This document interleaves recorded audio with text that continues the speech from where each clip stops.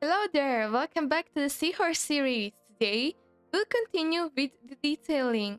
We have to work on the fins and get to smoothing out the wrinkly areas on our seahorse. But first, let's check for artifacts or like visual glitches. So if we select the seahorse and then right click and choose the option Shade Smooth, that will make our seahorse look nice and also reveal some weird areas such as this one. You can see here it is black for some reason. So when we go to the edit mode and zoom in, here we can see we have vertices that are intersecting each other, and the best way to fix that is to select both of them and then press M to merge them at the center. So merging them will get rid of the duplicate ones, and now it will look good. So feel free to go around your seahorse, see if you have any. If not, well, you are good to go. So now I'm just going to right click and then shade flat the seahorse, or put it the way it was before, in other words. And when it comes to fins, I could spend even a few videos just editing the fins in the same way we did the other details. But for the sake of this series, I will only finalize the shape and I will do it with you guys. But I do encourage you to take it further and spend some more time to detail the fins. But of course, I also press the slash button to go to the isolation view. So just pressing slash goes and exits you from the isolation view. It is much easier than for you to hide every single part every single time. And as I was saying, I do encourage you to take the fins further, and it is a nice set of practice for you. So if you want to do the fins, it will be a good challenge and you will most surely improve your skills. But do not worry. So here I'm not just doing the block out of the fin, I'm going to finalize the shape, and later we are going to import the fins I spend more time working on. They are also in the folder from which we appended the eyes, so we will do that together also. Or even if you want, you can use the fins I'm going to append as a reference point for your own. So I'm just now using the grab brush to tweak the silhouette. Such a weird word. Probably French origin. And with the draw sharp brush, I'm also going to accent the crevices in the separation. Make sure I have dynamic topology enabled. I'll put it to 20 so I do not tear into the geometry. And of course, I'm also going to use the crease brush to get the pinching effect I need.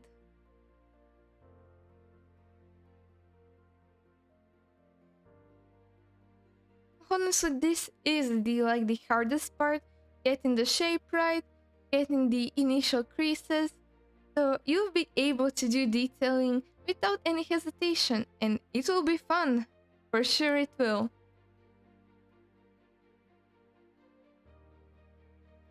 Just go around. You can see we need more smoothing here.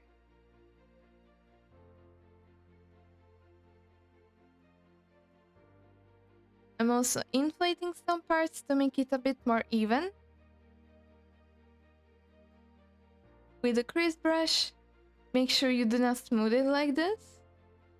Let me just crease this a bit further. And I'm also going to crease on the top and the bottom of the fin to make it accented. So that way, the separation will be a lot nicer and it will look much better that way. Here it also created the ledge, so I'm going to make sure I smooth it.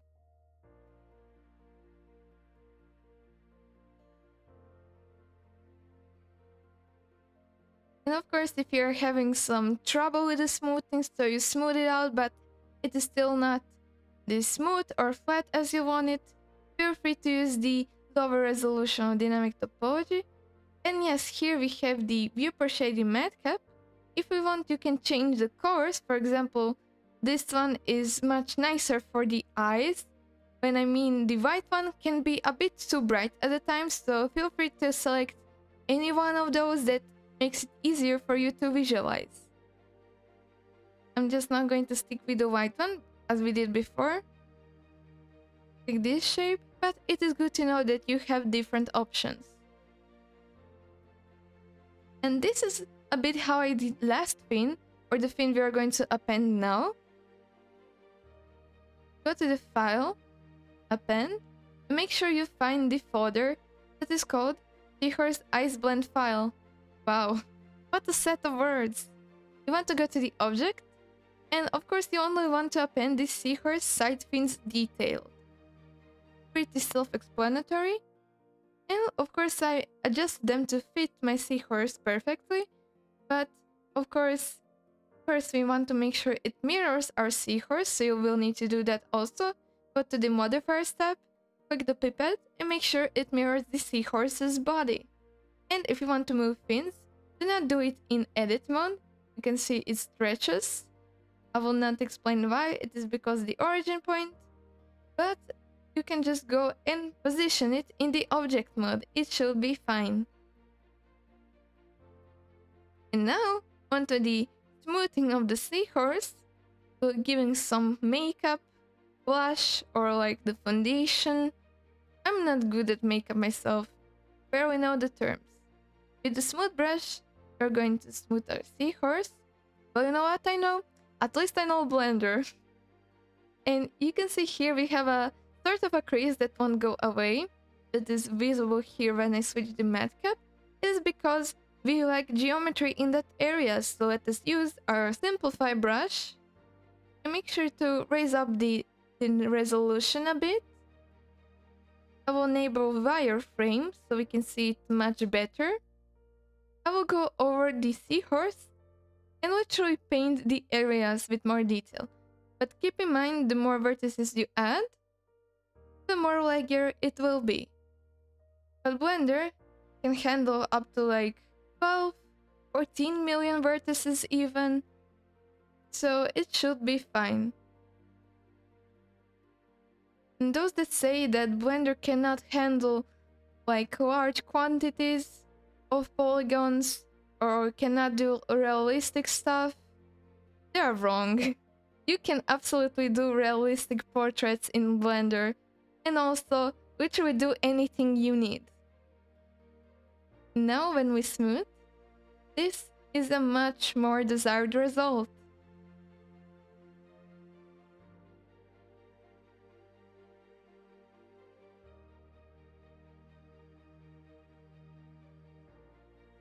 And of course, in the right corner down, we can see the amount of vertices. It jumped from 170,000 to 238,000. I cannot numbers right now.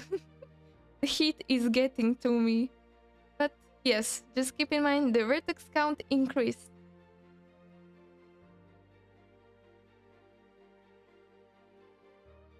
Of course, now I'm smoothing it out a bit here. Make the brush size smaller. And as you can see, I'm avoiding the creases because I can lose detail there. But even if it happens that you or I smooth over the crease, I can always just go with the crease brush and recrease it. we.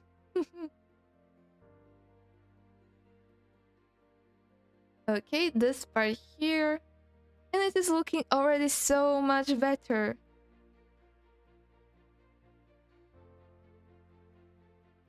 I would just make the brush bigger and like circle motion, I'm going to smooth out the head.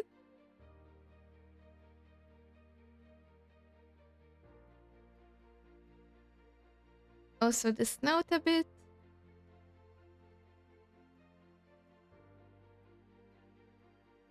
And of course we are left with this fin separation.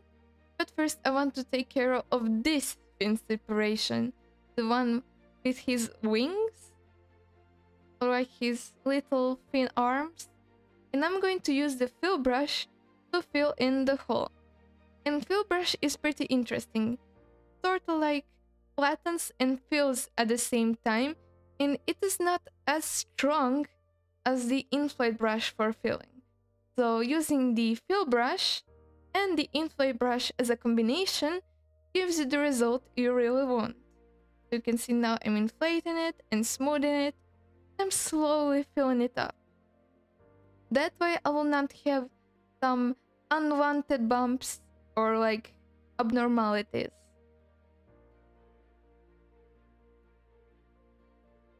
I'm just now trying to make sure this fits nicely. Since those fins here are a bit thinner, I also needed to edit the separation for it.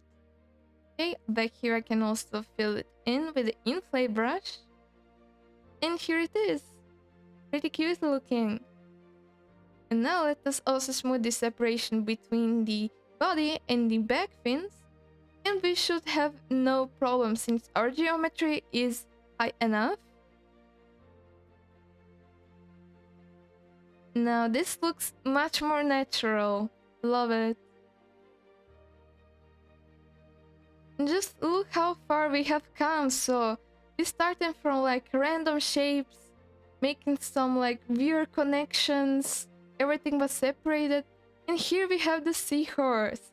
Only thing he's missing now is his eyebrows and scales. So with the draw sharp brush, I'm just going to make sure I draw it. Let us also experiment with some falloffs. So the falloff basically determines the shape which the brush will leave. So will it be smooth? Will it be like petite and sharp? Or the same, otherwise constant or linear? Just feel free to experiment and see what results you will get. I think I used the root here, yes. And you can see it sort of acts now as an inflate brush or a draw brush. Can you even believe this is the same brush? I'm just moving it around. And then I'll use the crease brush below. Let us actually try this sharp falloff. This does a nice job, surely. First smoothing above and below. I'm also creasing it here.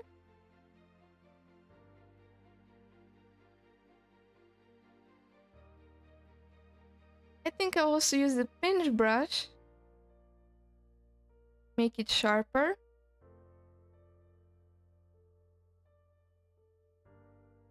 Let's also grab the inflate brush.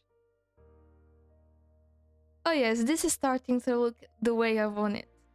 So it looks like it is always been a part of his head. Oh, it's so cute. I love it. Now it has also made the scales, so for those, you can either use the crease or the draw sharp brush.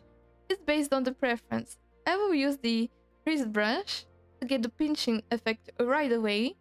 And I'll just do a patch here. So I'm just going to make some letter U's, of course with the sharp falloff, and a bit more strength, so like 0.42. And here we go, U, U. Let me do another U.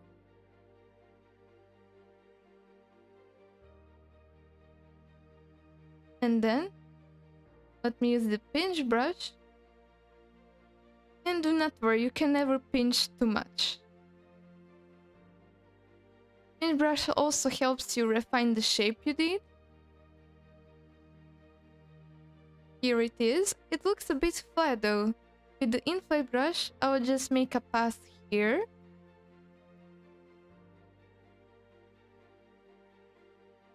I will also be able to smooth it. I'll hold shift.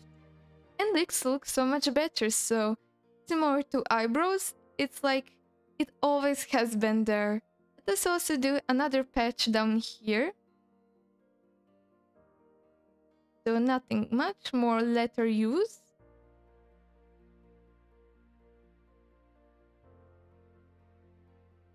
I'll even separate them up a bit.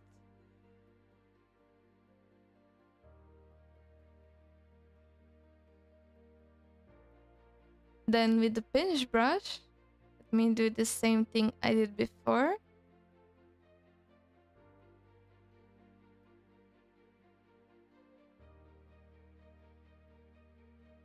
Okay, smooth it a bit. And then use the inflate. Do the inflate pass. That sounds pretty cool, inflate pass. Yeah. And here it is. Look at him. He's so cute. So, here we have it. Thank you for watching. Be sure to like, share, subscribe, and even check out my course. You can see the link in the description for. In the next part, we'll finally begin with the coloring. So, see you soon. Bye bye.